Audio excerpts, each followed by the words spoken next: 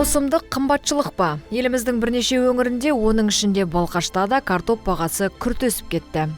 Жұмысшы қастерлі мамандық. Қаламыздағы колледждерде қандай жұмысшы мамандықтары оқытылады? Биылға жоспар қандай? Қазақстанның бірнеше өңірінде картоп бағасы шарықтап кетті. Өсім қаламызда да байқалады. Сатушылардың айтуынша жыл сайын бір зат қымбаттайды. Мәселен, былтыр пияз қымбаттаса, биыл картоп бағасы шарықтап тұр. Но известно то, что поставщики нам предоставляют по такой цене. Жеткізушілер бізге осындай бағаға беріп отыр. Соған байланысты картоп бағасының күрт өсуі байқалады. Өткен жылы пиязда да солай болды. Баға да күрт өсті, бірақ басқа көкөністер бұрынғы бағада. Бұрын картоптың бағасы 230 теңге болса, қазір 300 теңге.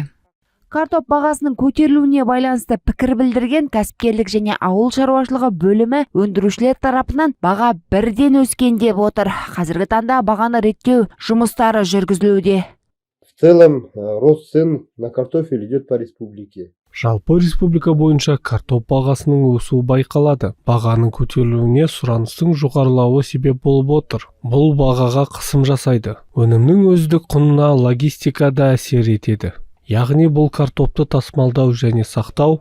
Картоп бағасының көтерілуінің басты себебі өндірушілер тарапынан бағаның өсуі.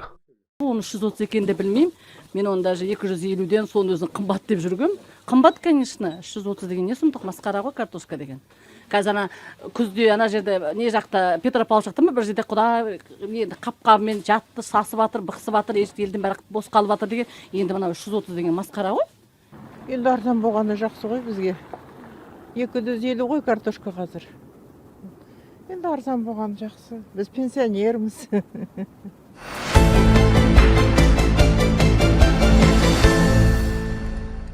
Қазақстанда 2025 жыл жұмысшы мамандығы жылы болып жарияланды. Бұл бастама еліміздің еңбек нарығында бәсекеге қабілетті, кәсіби дағдылары жоғары мамандарды даярлауға бағытталған. Колледждер мен техникалық оқу орындарының рөлі ерекше артып, еліміздің экономикасының түрлі салаларында қажетті білікті мамандарды шығару маңызды міндет болып тұр. 2025 жылдың 5 қаңтарынан бастап Рахымжан Қошқарбаев атындағы Балқаш техникалық колледжі мен Балқаш сервис колледжі біріктірілді. Қазіргі таңда білім ордасы Рахымжан Қошқарбаев атындағы Балқаш технология және сервис колледжі деп аталады. Мұнда оқытылатын мамандықтардың барлығы жұмысшы мамандықтары. Атап айтсақ, газ электр дәнекерлеуші, электромонтер, слесарь, құрылысшы, автомеханик, аспаз, шаштараз, туризм және цифрлық технология мамандары білім алуда.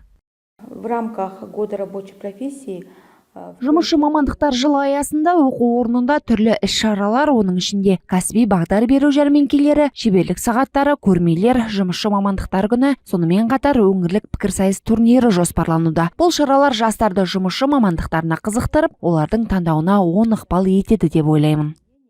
Биыл жұмыс берушілердің де рөлі өте маңызды болмақ. Мәселен, колледждер мен кәсіпорындар арасындағы әріптестік күшейтілмек. Студенттер өндіріс орындарында практикадан өтіп, өз салалары бойынша нақты тәжірибе жинақтай алады. Жұмыс берушілер сәйкесінше колледждерге өздеріне қажетті мамандар санын айтып, жас мамандарды жұмысқа алатын болады.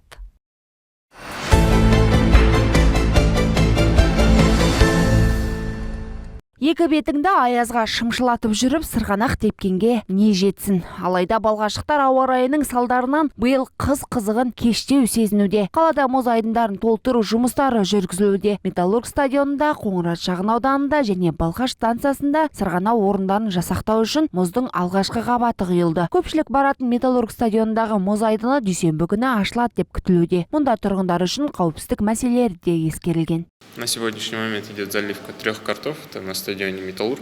Металлург стадиондағы мұз айдыны дүйсенбіде ашылады деп жоспарлануда. Мұз айдыны көпшілікке арналған болады. Және біздің жергілікті Бертіс хоккей командасы да осында жаттығады. Балқаш 1 станциясы мен Қоңырат шағын ауданындағы мұз айдындарын толтыру жұмыстары жалғаса бермек. Олар шамамен келесі аптаның ортасында аяқталуы керек.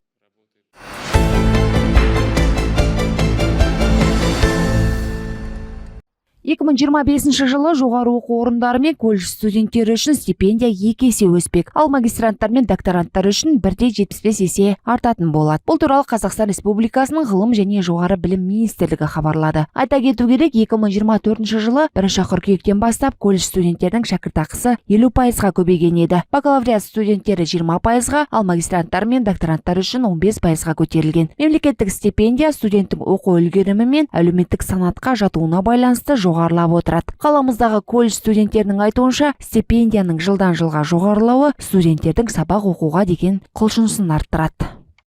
Біз осы Рахымжан Қошқарбаев атындағы колледжінде 2-ші курс болып оқимыз. Бізге стипендия алу және де өте тиімді, және де бізге жақсы стипендия жылдан жылға өсе береді 50%-ға. Біз осы стипендияны алу үшін мұнда білімімізді жақсы оқимыз. Білімімізді мұнда арттырдық. Біздің қазір стипендиямыз 50% көтеріліп жатыр. Жылдан жылға ол көтерілген бізге де пайда. Колледжға оқуға ручка, дәптер сонда алуға пайдалы. Отбасылық бюджетке де пайдалы болады ол стипендия. Ол көтерілген сайын біз қуанамыз, сосын қуанғаннан кейін сабақты оқи береміз.